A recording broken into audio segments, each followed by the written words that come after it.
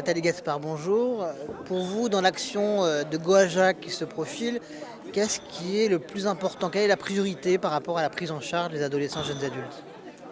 Alors en fait, je ne vais pas parler d'une seule priorité, mais plutôt de deux priorités. Une priorité qui est purement médicale, qui est de vraiment favoriser l'accès aux protocoles thérapeutiques pour les jeunes adultes et les adolescents. Et une priorité qui est plutôt psychosociale, qui est vraiment la prise en charge globale du jeune adulte et de l'adolescent. Et là, je vais parler en premier de l'étude qu'on va essayer de mener incessamment sous peu sur la scolarité et la réinsertion professionnelle de ces jeunes.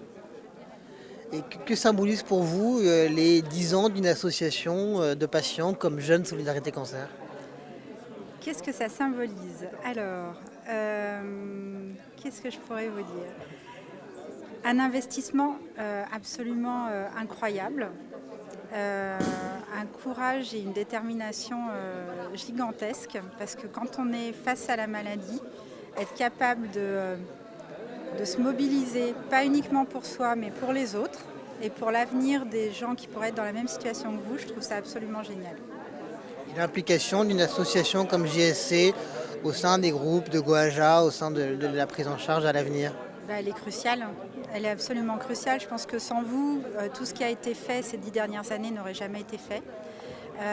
Parce que même si les médecins et les gens qui s'occupent des jeunes adultes et des adolescents sont attentifs, si vous ne leur dites pas ce que vous avez besoin, ils risquent de ne pas répondre à vos besoins.